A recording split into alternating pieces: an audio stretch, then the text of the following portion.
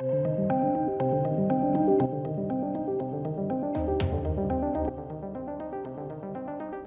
welcome back to the channel, ladies and gentlemen. So this is a really interesting report to get into. Kathleen Kennedy and Lucasfilm are now no longer just doing Star Wars and Indiana Jones, which is a genuine surprise, because it's something that they have only done, and solely done, for a very long time. But they are now starting, of course under the banner of Disney, Lucasfilm, to acquire other properties. And the first one that they acquired is actually an adaptation that they plan to make of a novel called Children of Blood and Bone. Now, it's interesting that this is the first choice that they went to, massively so. I'll leave this article linked down below, but I'm also going to leave links above that, actually, a direct link to the reviews on Amazon for the novel itself, because they are fascinating, and we'll take a look at some of them. But I want full transparency. I want to show you. There's a lot of positive ones, but the negative ones are incredibly scathing, and they voice what I think we're all probably going to think. One, I mean, this is the first property that they've acquired and plan to adapt during this branch out. I mean, it says a lot when the entire narrative behind this novel is basically oppression and anti-police, this, that, and the other. It's just very blatant, you know? There's no nuance anymore. It seems that people just can't be nuanced in this day and age, which is a shame, really, because there are plenty of stories out there that are, you know, much more nuanced than this, and carry more weight as a result of it. You know, they're better. But never mind. Let's dive into it, right? So, Lucasfilm and Company President Kathleen Kennedy are seeking to branch out from exclusively producing Star Wars and Indiana Jones films, as their next project will be an adaptation of the heavily social justice-themed young adult novel Children of Blood and Bone. Now, this isn't just what this article is saying. If you go and read exactly the thought process behind the author, you'll see exactly that. I mean, that is exactly what it is. It is a heavily political agenda, you know, social politics sort of theme there. So anyway, as first reported by Deadline and brought to recent attention by Disney, Star Wars is Dumb, the film will be penned by This Is Us writer Kay O'Yegan and directed by The Mandalorian and previously attached to The Flash director Rick Famuyiwa. I butcher these bloody names, but he's great. The Mandalorian episode that he directed was actually really, really good, so he's a good director. Sources told the Hollywood Trade that the project caught the fancy of Lucasfilm and that its chief, Kathy Kennedy, is in the process of making this the first feature property to be produced by Lucasfilm since the Disney acquisition that isn't Star Wars or Indiana Jones. Now, let's get into it.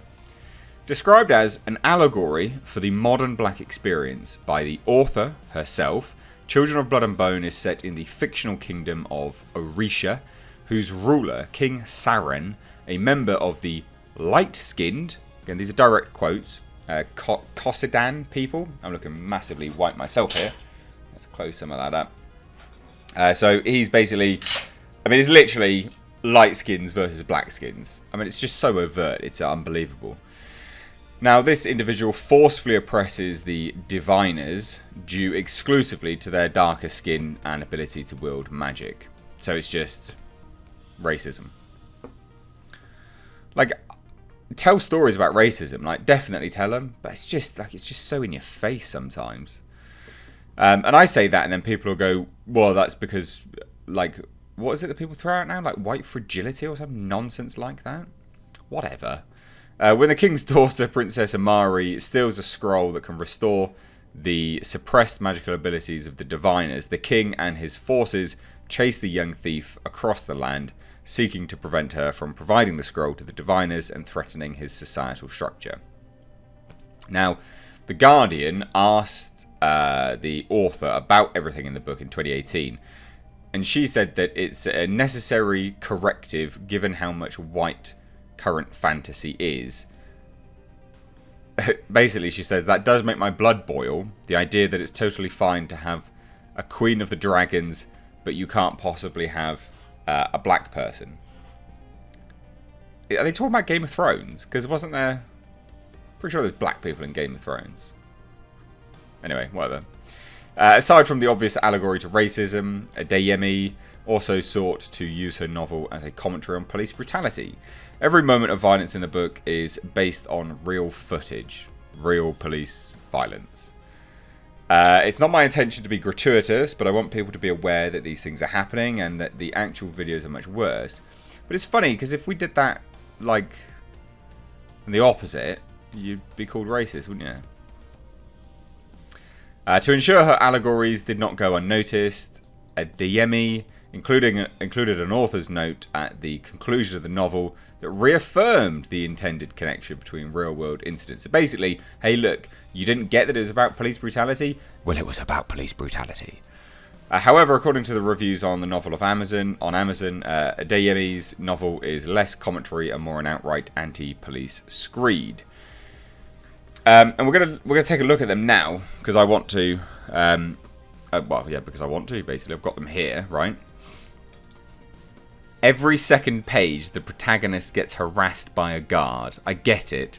Oppressive policeman.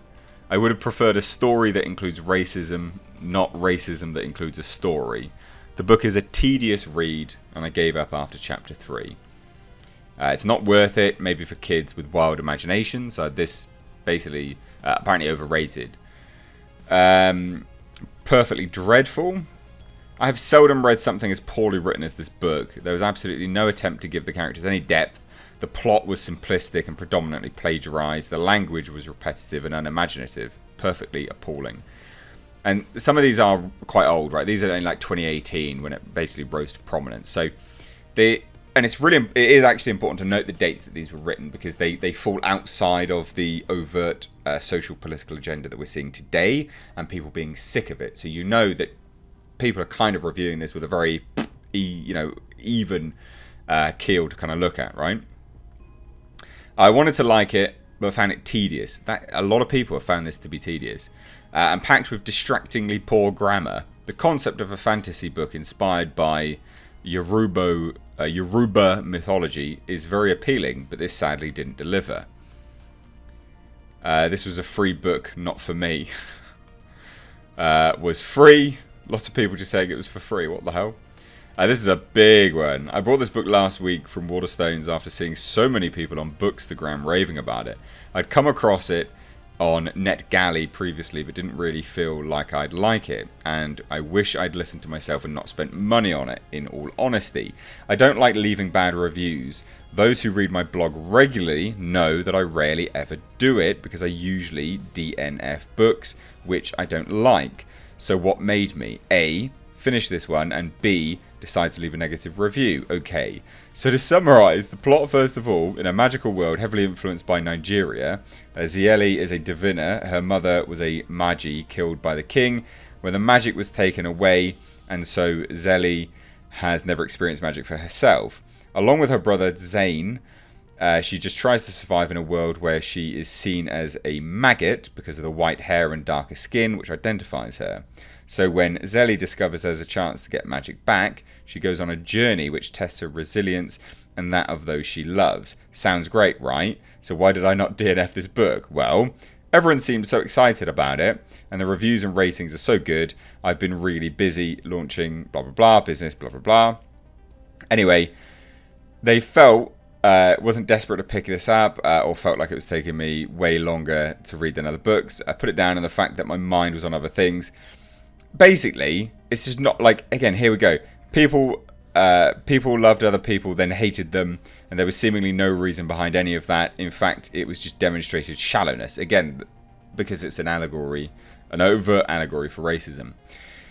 Shallowness in the characters, which again made them unlikable. I'm sorry to anyone who loved this, but I have no idea why it would be compared to the likeness of Lee Bodogo and Laini Taylor, and anyone who has read books by these authors would be sure to agree. Basically, it's just not very good at all, by the sounds of it. But this, it's not exclusive. Like, there's just more and more of this stuff. I was hoping for something new in young adult due to the hype, but was incredibly disappointed to find that this was simply the same cliches and bland plot as a dozen other young adult fantasy books. The only difference was the Africa-inspired setting, but sadly there wasn't enough to make it worth continuing the series, not worth the time to read. So that's what we're getting. Overt racism and anti-police.